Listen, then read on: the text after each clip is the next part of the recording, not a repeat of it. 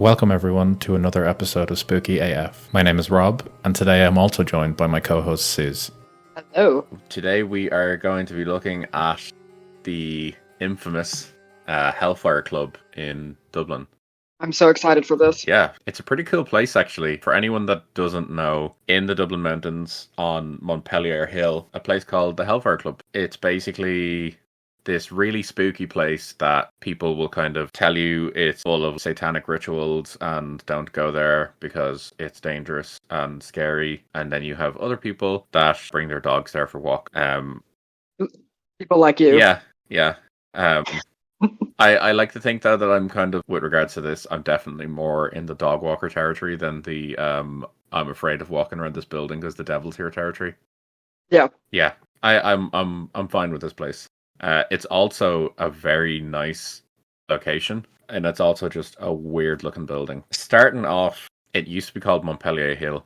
I believe it might still actually be called that. But there was this kind of ancient passage grave with stones stacked on top. So for anyone that doesn't know, Ireland, particularly around the kind of more mountainy, hilly areas, there's quite a few passage graves, kind of like dotted all throughout the landscape. For anyone that doesn't know what a passage grave is, basically just this round ring or mound kind of in the hill that has generally been used as a burial place in ancient times. We're talking like Neolithic, so like 5,000 years ago approximately. And that is the extent that I'm going to go into that with my archaeology degree, because I would be afraid that I will say something else that is just inherently untrue.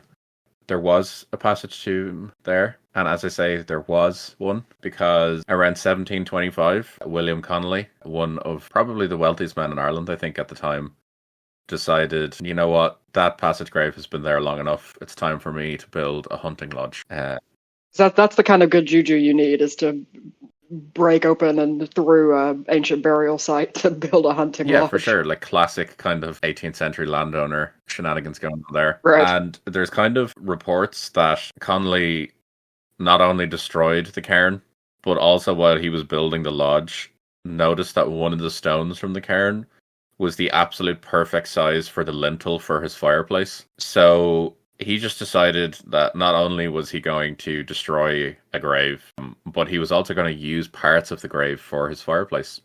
Oh, Jesus, that is some peak colonialist shit. It really is. And like, not only are you, starting off with, pissing off, like I wouldn't imagine for those that believe in God that he'd be particularly pleased with these sort of shenanigans. Right. But you're also pissing off pagan gods.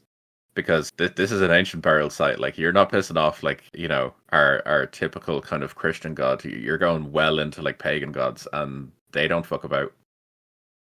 No, not at all. So he had this big, kind of massive fireplace, gravestone, used as the lintel. Really cool guy. Definitely not problematic at all. Place seemed to kind of go okay for the moment. It was used as a place to kind of meet and kind of real, just kind of like lads club sort of thing, which was kind of the whole thing back then. At one point, the roof was blown off the lodge during a storm. The locals were pretty certain that was spirits seeking revenge for the cairn's destruction. I can buy that. Yeah, and from what I can gather, that seems to be the first kind of venture into maybe there's something paranormal going on here. It could also just be the fact that it's in the Dublin Mountains and there was a storm. But, for those that were kind of more invested, they say it was spirits. Yeah, and I think we can also lean into the spooky angle here. You know what? I'm going to say, yeah, definitely. I think if you're desecrating a passage grave, you're a piece of shit. Yeah. And you deserve to be hunted. You're asking for trouble. Yeah, 100%. So after Connolly's death, this is the thing. He didn't get to enjoy the club that long. Like, he built it in 1725, and yeah, I think he had like literally like less than 10 years, and then he died. Right. I don't think there was anything particularly spooky about his death, but maybe we can look into it.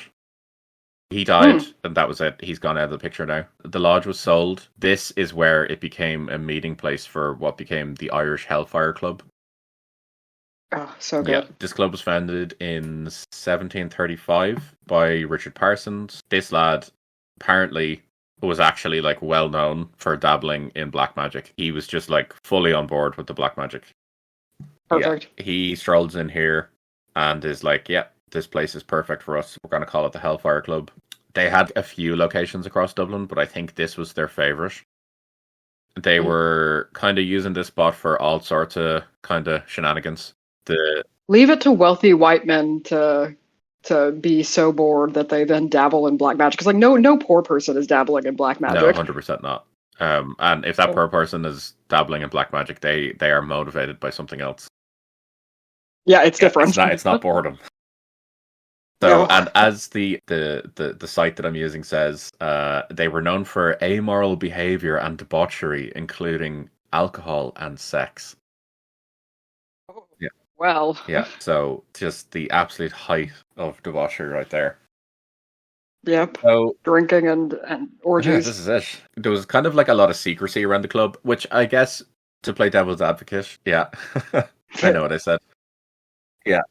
To play devil's advocate, like there's secrecy around the club. That's not really too surprising at this time. I don't know a huge amount about this period of history, but from what I understand, kind of gentlemen's clubs and things like that were fairly commonplace for the wealthy, like the wealthy class. Yeah. So yeah, they were quite secretive, and I think that kind of led to more kind of speculation around why are these men going up into the Dublin Mountains at night to go to their lodge and no one is kind of invited.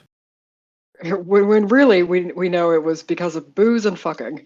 Yeah, basically. And probably each other. Like, let's be honest. That's probably why they wanted a secret place. Yeah, so the kind of, with the club being so secretive, a lot of people started speculating that the members were Satanists and devil worshippers. And the president of the club himself was named the King of Hell. So he really started leaning into this, and he apparently dressed like Satan and used to wear wings and had horns and hooves. Wow. Yeah, clearly these guys were getting a bit of flack here. Why don't we just lean into this? Yeah.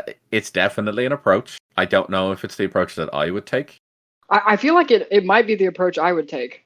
It sounds something like that Contrarian Suze would do. You absolutely would. I could completely see you naming yourself the King of Hell. Yeah, exactly. And I would be the King of Hell for sure. Yeah, 100%. Yeah, no, yeah. This is, in your case, this is not a gender-specific term. You are the King of Hell. I am the King of Hell. Yeah. No, that's mad. So they were being debauched up there, and then and so is there any evidence for like the black magic side of things, or? So this is where it kind of, I don't want to say no, there's no evidence at all. But no, okay. There's no evidence at all. So it's more so speculation, and I think the fact that these lads were very clearly leaning into it. Right. So I think there's no disputing they did refer to him as the King of Hell and all that sort of stuff. Like they did lean into that sort of stuff. So that did happen. And they even went so far as to kind of, at their table where they'd meet, at every meeting they'd also set a place for Satan himself, because they were like, he might come along as well. They were apparently like very much so kind of leaning into let's get the devil in here. He can like really up our numbers. He can up our number. Yeah. The devil, that's what's going to increase membership. Yeah, 100%. It's like that film Project X. Have you ever seen that? Oh my god. Oh, have I seen Project X? Of course. Yeah, I heard Kanye made an appearance. You heard Kanye made an appearance? So I think that's what they were leaning into, you know. Yeah, I hear Satan came. Yeah, Satan was there. Basically. So yeah, I think that's kind of what they were going into. And then on top of this, they did the usual, you know, all would wear black cloaks, and they'd have black masses in the lodge with hats and all that. Oh, perfect. And apparently cats were sacrificed. Oh, no, that's not great. Allegedly, there also were servants sacrificed, but I literally couldn't find anything else about that. Actually, more upset about the cat sacrifice than I was. Yeah, I knew that would resonate with you more. Maybe I should have started with servants. Yeah, cats were apparently sacrificed, and allegedly servants as well. But again, not really any evidence to this. Yeah, just kind of hearsay. Yeah. And then at some point, the lodge was set on fire. And now some people speculate that the Hellfire Club themselves may have done it to make it seem more hellish. They decided to torch their own building. Yeah, it was an insurance job, like an inside job. Yeah, I can picture them all like coming up in black coats, being like, "Right, guys, tonight's the night." we gotta. This place has got to go up like a motherfucker. Yeah, Like, these fucking idiots think that we're wearing these black cloaks, to be all like devilish and all that. whoa, wait till we show them. Yeah, really, what it is, they all take off their black cloaks, and they've all been holding jerry cans filled with fuel, walking up this mountain, Yes. and they're just let it burn. And they're so into it, and they're like, oh, this is really going to get us the reputation that we want. Yeah, And so many people just don't give a shit. yeah, Like, yeah, couldn't absolutely. care less. And they're all progressively like, hyping each other up more. Like I could totally see a bunch of lads. Which, by the way, as soon as a bunch of men get together, we all turn into a bunch of absolute children. We turn into 14-year-olds again. And And so this is just this is them like the ultimate manifestation of this is them burning down the Hellfire Club just for shits and gigs. 100%. I can see this only for my wife. I could totally see a circumstance where if a bunch of guys were to come over here and I was around them long enough over the weekend, I'd just be like, you know what, fuck it, let's burn the house.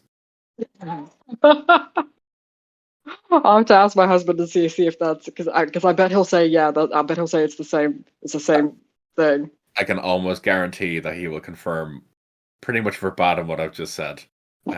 So yeah, these lads were probably hyping themselves up, and we're probably like, let's do this. Let's burn the club. Let's make it look Crack. like hell. Yeah. If it doesn't work out, we'll blame it on God, and if it works out really well, we'll just say Satan helped us out, like a G. Satan was on our side. Yeah, basically. When you look into like the members of who were there, it kind of paints a picture of the sort of people that were going. For example, the first Earl of Ross, the fourth Baron Barry of Santry, Lord Ernham, and Colonel Henry Ponsonby. So just a bunch of motherfuckers. Yeah, they really knew what they were doing there. Also discovered something I might actually try that they gave to us. They apparently were mad into this specific drink called Scaltine, which is a mixture of whiskey and hot butter. That actually sounds incredible. Yeah, when I read it initially, I was kind of going, no, I don't know about that. But I've come back around to it now.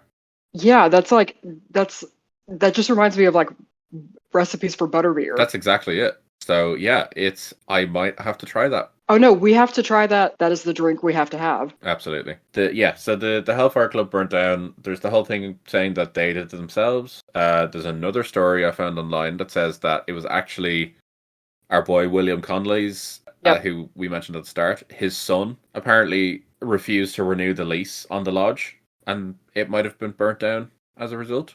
Or I think my personal favorite story is that after a black mass happened, a footman allegedly spilled drink on one of the members' coats. Yeah. And the member was so annoyed that one of the working class may have spilled something on him that he retaliated by pouring brandy on him and then lighting him on fire. Oh, this is why we need to eat the rich. Yeah. Jeez, that is the best story. Yeah, it was literally just, I can't believe the working class has touched me, so I'm gonna light him on fire with brandy. See, yeah, the whole Hellfire Club history is is people taking the occult and making it elite and making it Yeah. out of touch, which is just it's so against what the actual occult is and who Oh, it represents. 100%. Yeah, so club burnt down. Rather than rebuilding it, they were basically just, why don't we just move somewhere else? So they basically just Yeah. moved down the hill, Killikee Stewart's house. Pretty much after Okay. this, their activities kind of declined, or they leaned more into the secrecy and are still active Satanists to this day, and have just decided to, Freemasons or Illuminati style go into the background. See, I almost don't believe that is possible because if you're thinking about like the wealthy white like 30-year-old of today, and there is zero chance that he would be involved in something that he wasn't like spouting off about to his friends or on social media or something. There would be like TikToks of them doing black masses. I was just picturing some like crypto bro, just like Yes. also with like fucking pentagrams on the floor around him. Absolutely. Like they basically do that for Elon Musk anyway. So Yeah. uh Yeah, so I would lean into them the occult stuff has ceased. Yeah, that's fair. Just from being around wealthy white men and their habits. Yeah, that's fair. It's fair. They've moved on from worshipping the devil to worshipping Daddy Elon.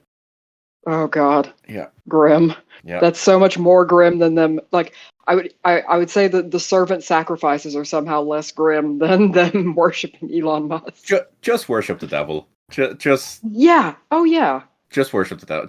Just be a classic devil worshipper. Okay, there's nothing wrong with that. No, there's a nice history that goes with that. You can. I'm willing to listen to your reasons on why you're doing it. Like, yeah, 100%. I respect them more than the other option. Yeah, for sure. Yeah, 100%.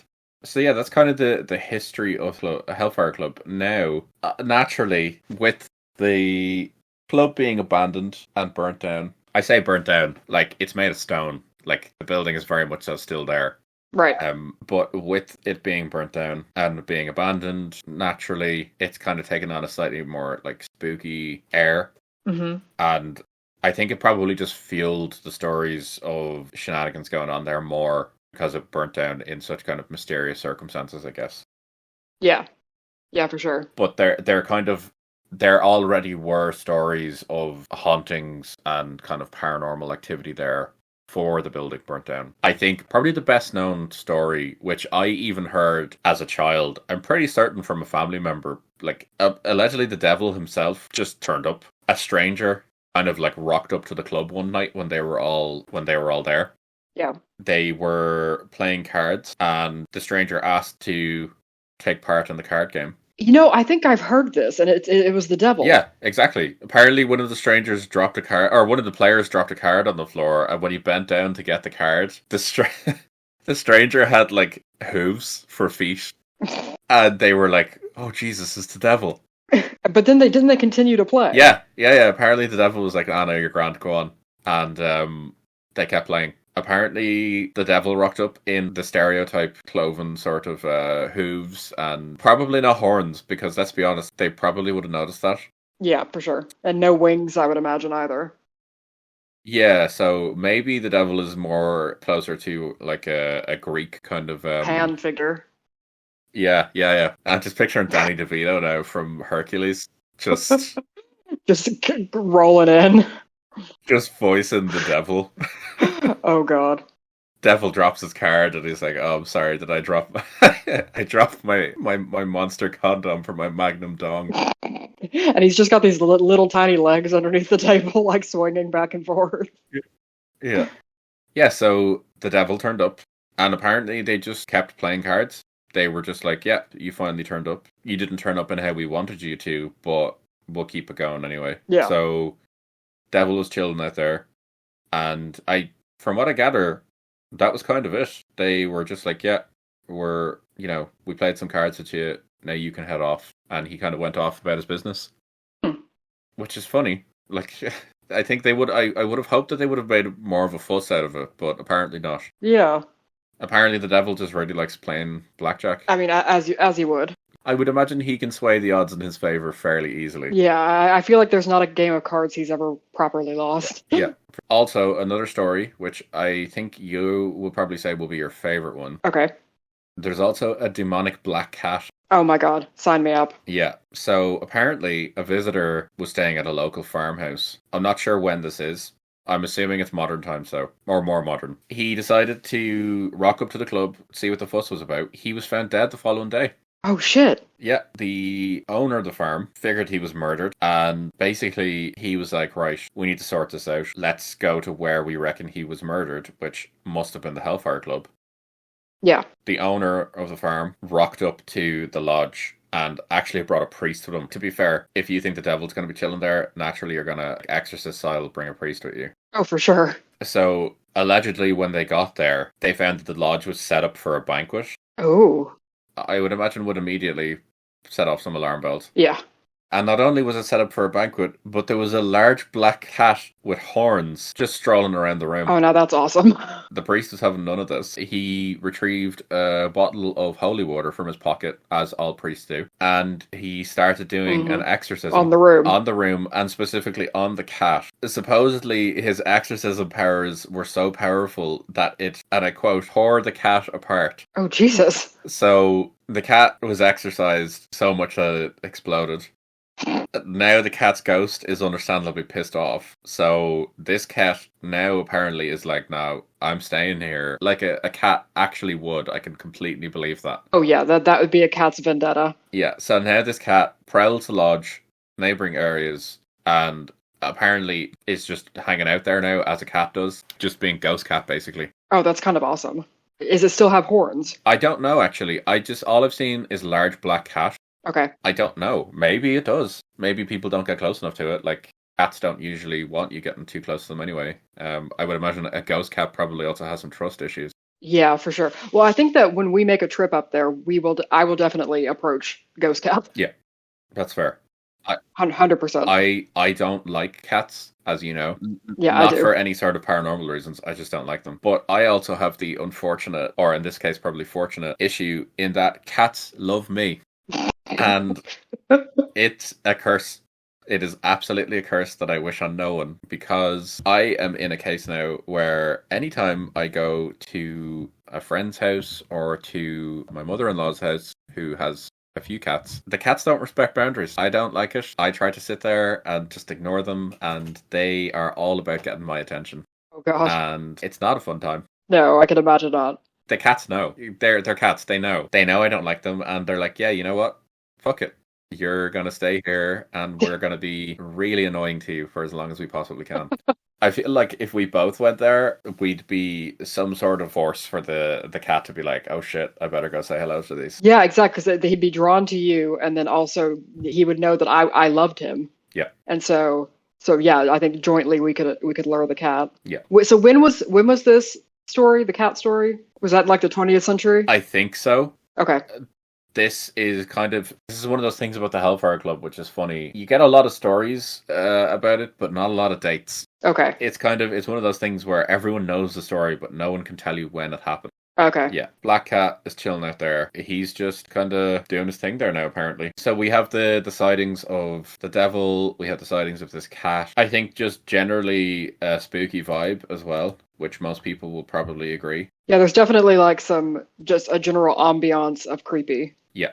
100%. Also, not saying that there is a connection, but allegedly one of the founder, Richard Parsons, he was also Grandmaster of the first Irish Freemason Lodge. Oh, that can't be a coincidence. Just gonna leave that there. Yeah. You know, the guy was busy with secret societies, is all I'd say. Yeah, so he was trained in the art of the secret society. Yeah, he definitely knows what's up. Moving forward then to my last story of modern hauntings. Yep. Which is something I actually completely forgot about until I was researching this. In October 2010, we're talking Halloween premium time of the year for spookiness. Mm-hmm.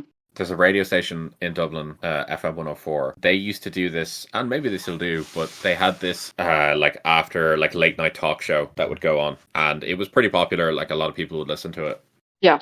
But every Halloween, they would do a kind of a ghost file style investigation, but it would be live on air at a location. Cool. Like, I loved this. So I listened to one where they went to Wicklow Jail, which we will talk about at a future episode. Sure. I think we actually agreed to go there. Yeah, we did. So I'm not too happy about that. They also came to the Hellfire Club. Okay. They came to do their investigation. It's all just done as a bit of fun in the run up to Halloween. It's supposed to be just kind of like lighthearted fun with some kind of like little spooks here and there, but nothing kind of too serious. Yeah. So October 2010, they're doing their live broadcast from the Hellfire Club. You could tell that team were a little bit uneasy. I guess people are just a little bit more wary of the devil has showed up here to the ghost of a guy who died in prison is haunting here. Right. Yeah, that makes sense. Allegedly, during the broadcast, and I did hear this live at the time, a decomposing head of some unidentified animal was actually dropped down the chimney in the main room that they were all in. Oh. And it actually caused several team members to scream or shout. And I actually think that one of the main presenters actually threw up. Oh my God. Yeah, I would imagine. So that made people quite uneasy. And then they also brought in a psychic, and he said that he felt uneasy and this, that, and the other. At one point, they were talking, they had to like cut to an ad break, and then they came back. And what happened was the psychic said that he felt the sensation of being stabbed. Oh, And then blood started appearing on his shirt, even though he wasn't actually cut. oh, Yeah, he got psychic stabbed. it got psychic stabbed. Oh, that's creepy. Yeah, that is pretty creepy. Yeah, psychic stabbing. I don't know if that's more terrifying than regular stabbing. I think it is because you're just left so bewildered. Yeah, that's definitely more of an attack on the soul, I think. Yeah. That was the peak scariness on the show. Apparently, there was other members of the team kept hearing noises and things like that. Hmm. And then, towards the end of the show, apparently, there was someone made an offhand comment that they kept seeing kids on the hill. Okay. But the security that were present assured them that there were no children there. Oh. Okay. That's possibly the creepiest bit. Yeah, do you know what? Actually, I'm going to agree with you there. Yeah, like the kids running around. That's really creepy. Yeah, yeah. Yeah, so on a tier of scariness for us, it was psychic stabbing. But now that we have ghostly children in kind of inserted into this, I think they definitely take the top. Yeah, for sure. Yeah. I think if they were like modern ghostly children, I'm saying modern, like 20th century, I could deal with that. But it's not like crazy Victorian kids. Yeah, thank you. I was about to say, if it was Victorian kids, I'm gone. Yeah, they're in their little white frocks and Yep. pantaloons, and yeah, it's no good. It's no good. I don't know how anyone in the Victorian era actually slept because it must have just been terrifying. I don't know. The Victorian era in general, it's a scary time. Yeah, as someone with a PhD in Victorian literature, it was a creepy time. Yeah, you are the authority on Victorian spookiness. It's true. The investigation kind of ended there, and I don't think there's actually been one since. I could be wrong with that, but I remember listening the year after, and there wasn't one. So they just decided, oh man, so that experience just made them stop doing it. I think so. Oh, that's so creepy. Yeah, and then modern day encounters then. Mm-hmm. There's allegedly voices telling people to get out. There's weird smells, which, look, let's be honest, it's an old building. Yeah, there's gonna be weird smells. Yeah, and teenagers definitely still go there at night, probably still drinking and sex, so... Yeah, it's just similar activities, just with less devil. Absolutely, so there will be strange smells, but it's still there anyway. And we have to go now. We do. Allegedly, there's also shadows that move across the room. People say that they've been scratched, others say they've been pinched, and then I think someone said they got punched, Oh, Jesus. but it was invisible hands. Oh, God. So someone tussled with a ghost and didn't come out on top. And then other people have said that when they wear a crucifix, which a lot of Irish people of a certain generation do, they've claimed that the crucifix was getting hot and that they couldn't wear it. Oh, wow. Yeah, absolutely. And that they could feel kind of a darkness or, I guess, a malevolence kind of surrounding them, but then it would just disappear. And then I also now have discovered that there is something that we have to do when we go there. We supposedly need to enter a specific ground floor room. I don't know which room it is, so we'll have to do it in every room. Right. And we have to ask the question, who killed his wife in this room? Oh, shit. And what's the response? Are we supposed to get like a verbal response, or We'll get an answer. Okay. I don't know what the answer is, but we'll get. Oh God, what if we imagine us asking that question and then hearing something like whisper? Like I think we would both just shit ourselves. I would be done. Yeah. There's also been rumors of a woman kind of screaming in agony. Let's be honest, if you're hearing a woman screaming in agony, you're kind of hoping it's a ghost. Oh yeah, you don't want to stumble on like a real time event happening. Yeah, exactly. You don't need a modern Hellfire Club going on up there or just something else. Supposedly, it's the spirit of a woman who was set on fire. Okay. And some sources say she was set on fire and died. Other people have said that she was set on fire, put into a barrel, and then rolled down the hill. Now they're just having a good time. Bringing it all back around to the start, witnesses have also said that there have been several solemn figures standing by the tomb that was disturbed by Connolly's builders. Yeah, they would be pissed. Oh, there's some legit spirits right there, for sure. I can imagine, you've survived Neolithic Ireland. So much so to the point that you've managed to get yourself put into a tomb. You know, and I know it's not it's not like a kingly tomb. Bones were generally like cremated and all that sort of stuff. Yeah. But you know, someone loved you enough that they put you in a tomb. You know, you're looking forward to the afterlife. You've been a good pagan, done your shit. You know, you're happy with what you've done in Neolithic Ireland, which was not an easy place to live. No. 4,500 years later. Somebody turned your tomb into a mantelpiece. Yeah, some fucking prick comes up and's like, do you know what? I my fireplace needs a lintel. You don't need a tomb. You're not. It's not like anyone's using it. Yeah. I would be pissed. I would actually be. I would hunt. I would absolutely hunt. I can understand why there's hauntings. Yeah, for sure. That concludes it. It's been used throughout history for like a few other bits. The first Irish rebellion. Some people kind of used it. They like stayed in it and stuff like that. And it's now just kind of this big spot on the hill now that, as I said at the start, dog walkers use to go out on a Sunday morning for a walk. Yeah, it sounds like experiences there would either be like full throttle, balls to the wall, like ghost cat punching, all that shit, or they would just be there's just nothing. There's just dog walkers. Yeah, pretty much. I think it also depends when you go. Yeah. I think if you're going at like 3 o'clock in the morning, you're going to have an inherently different experience to going at 3 o'clock in the afternoon with your dog. Yeah, for sure. So that just means we'll need to go in the middle of the night. Unfortunately, yeah, I think you're right with that. We'll definitely go at night, but also I would be more terrified of groups of teenagers hanging around there than any ghosts. That's accurate. That would actually be frightening. So yeah, that's a summary of the Hellfire Club up to modern times. All right. What do you think? I think that I think it's definitely got some spooky potential, but I think that I think it would very much depend on what time you go and all that. But the history behind it's really interesting. Obviously has some darker bits thrown in, which is always fun. Yeah, it's definitely a creepy place for sure. Yeah. It just looks weird. Yeah. They knew what they were doing. I don't know if I'm convinced with just how haunted it is.